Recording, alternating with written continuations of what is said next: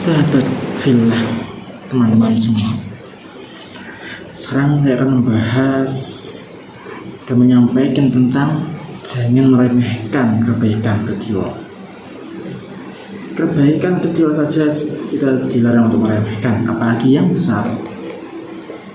Sahabat fillah, Allah tidak pelit untuk membalas kebaikan kecil yang dilakukan hambanya yang ikhlas. Meski ganjarannya kecil, tetapi tidak ada pahala sekecil apapun di hari kiamat nanti, melainkan akan menjadi tempat bergantung harapan setiap hamba untuk mengantarkan ke surga. Jangan sampai kita remehkan segala kebaikan, semua kebaikan, walaupun itu sekecil apapun yang kita laksanakan. Allah berfirman di dalam surat An-Nisa ayat 40, Inna allaha la yadlimu misqala darrah wa in taku hasanatan yudha'ifha wa yu'ti min ladunhu ajran 'azima. Sesungguhnya Allah tidak menzalimi seorang walaupun sebesar zarrah, dan tidak ada kebaikan sebesar zarrah, niscaya Allah akan melipat gandakan dan memberikan dari sisinya pahala yang besar. Quran surat An-Nisa ayat 40. Dari sini kita tahu bahwa semua itu dapat terwujud, terbentuk dari segala yang kita coba berkali-kali, kita wujudkan dengan sebaik-baiknya, maka itu dapat mewujudkan sesuatu. Misalkan kita bisa mengambil contoh dari buku. Buku ini terbentuk dari ribuan kalimat. Setiap kalimat terbentuk dari susunan beberapa kata, dan setiap kata terbentuk dari kumpulan huruf-huruf sehingga bentuk makna. Segala sesuatu yang kita anggap benda besar adalah susunan dari puluhan, ratusan, jutaan, miliaran, dan triliunan benda-benda kecil. Sahabat fillah, teman-teman semua, dalam hal ibadah terdapat banyak amalan-amalan kecil dan ringan serta mudah dikerjakan, tetapi ia memiliki pahala yang sangat besar di sisi Allah Subhanahu wa Ta'ala. Seperti membaca surat Al-Ikhlas yang merupakan salah satu surat terpendek di dalam Al-Quran.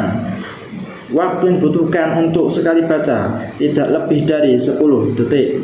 Akan tetapi Rasulullah SAW mengatakan bahwa pahala sekali membaca surat Al-Ikhlas sama dengan membaca sepertiga Al-Quran. Masya Allah, barakallah fikum. Barakallahu fikum. Semoga yang kita sudah coba membaca surat Al-Ikhlas mendapatkan pahala yang besar. Ini hanya pahalanya. Pahalanya jika kita membaca surat Al-Ikhlas, maka kita akan mendapatkan pahala bagaikan kita membaca sepertiga Al-Quran. Tapi beda lagi jika kita membaca Al-Quran hingga selesai 30 juz, nah itu pahalanya lebih baik lagi, lebih banyak lagi. Ini hanya sebagai motivasi agar kita suka membaca Al-Quran walaupun kita hanya membaca surat Al-Ikhlas. Sahabat fillah, contoh lain adalah mengucapkan salam. Assalamualaikum warahmatullahi wabarakatuh. Jika kita ingin melakukan sebanyak 30 kebaikan, tentu hal itu akan menghabiskan cukup banyak waktu kita. Kan tapi hanya dengan mengucapkan salam itu secara sempurna pada seorang muslim, Anda telah memperoleh pahala sebanding dengan pahala 30 kebaikan. Sahabat fillah, masih banyak lagi jenis kebaikan kecil yang mengandung manfaat dan pahala yang sangat besar bagi orang yang melakukannya. Dan Allah tidak akan pernah menzalimi seorang hamba yang melakukan kebaikan meski sekecil biji sawi sekalipun. Berdasarkan dari setiap kebaikan yang kita lakukan, ada yang disegerakan di dunia dan ada yang akan dibahas nanti di akhirat. Semua berlaku atas kehendak Allah. Yang memberikan balasan yang pasti adalah Allah Subhanahu wa taala. Sahabat fillah, banyak sahabat yang memperoleh balasan kebaikan mereka di dunia dan di akhirat. Contohnya adalah Abdurrahman bin Auf.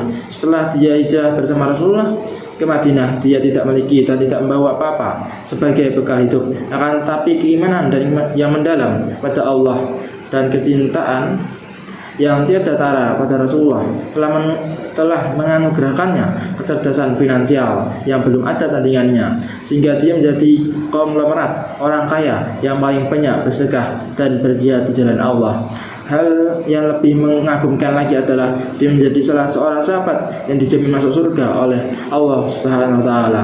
Sahabatillah, Allah berkehendak membalas kebaikan setiap hambanya dan melakukan kebaikan besar maupun kecil dengan ganjaran pahala di sisinya dan kebaikan di dunia dan di akhirat. Sahabatillah, ada sebuah kisah yang sangat menggugah kami dan kita semua ketika nyusun bab khutbah, ya, bahwasanya seorang penulis itu menyusun satu bab, nah, itu pasti memiliki ceritanya sendiri. Bahkan ada yang memiliki kisah yang tidak terlupakan dan banyak sekali hikmah di dalam proses melaksanakan penulisan. Begitu pula kita dalam menjalani hidup.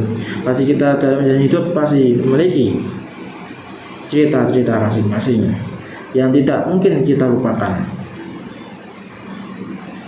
Yang dari situ kita mendapatkan pengalaman yang bisa kita dapat pelajaran untuk menjadi lebih baik dari yang sebelumnya. Sahabat fillah, suatu hari di sini dia pergi ke Dumai dalam perjalanan pulang. Dia mendapatkan tempat duduk di dalam bus yang dia naiki. Kita sampai di daerah Simpang Bangko. Ada seorang nenek yang baru naik, sementara semua kursi telah terisi. Akhirnya nenek itu berdiri dan ada seorang penumpang pun yang mengasihi dan mempersilahkan duduk. Kemudian dia itu tidak tega melihatnya. Dia tidak tega melihat nenek itu berdiri saja. Kemudian dia mempersilahkan duduk seorang nenek itu di kursi yang telah diduduki olehnya. Dia sangat berterima kasih, ya. Seorang nenek itu berterima kasih pada orang yang memberikan tempat duduk. Lalu menanyakan namanya dan asalnya. Dia memberitahu bahwa dia akan turun di sebuah daerah di Bangko Sempurna. Kemudian dia berpikiran, ya kan, berharap semoga ada penumpang yang turun sebelum daerah itu, sehingga dia bisa mendapatkan tempat duduk. Tapi justru lebih banyak penumpang yang naik daripada yang turun. Dari sini kita dapat pelajaran bahwasannya kita menolong orang sekecil apapun itu pasti akan dibalas Allah dengan kebaikan pula. Sahabat fillah,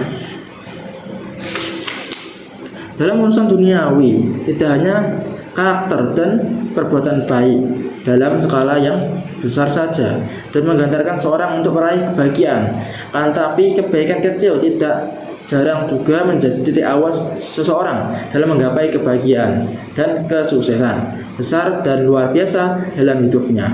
Tidak ada seseorang yang tidak ada seorang yang terlahir ke dunia langsung sebagai orang dewasa yang memiliki segala sesuatu, tapi dia mengawali hidup sebagai bayi yang tidak bisa apa-apa, kemudian menjadi anak-anak, kemudian menjadi remaja, dan kemudian menjadi orang dewasa yang hidup bahagia dan sukses. Sama halnya dengan kebaikan. Setiap kebaikan besar tentu dimulai dengan kebaikan yang paling kecil. Allah berfirman dalam Al-Quran, orang yang beriman dan beramal soleh, bagi mereka kebahagiaan dan tempat kembali yang baik. Quran surah Ar-Ra'd ayat 29. Jangan kita remehkan kebaikan walaupun hanya kecil. Kita laksanakan kebaikan itu dengan niat ikhlas lillahi ta'ala. Tetap semangat dalam jaring segala perbuatan kebaikan.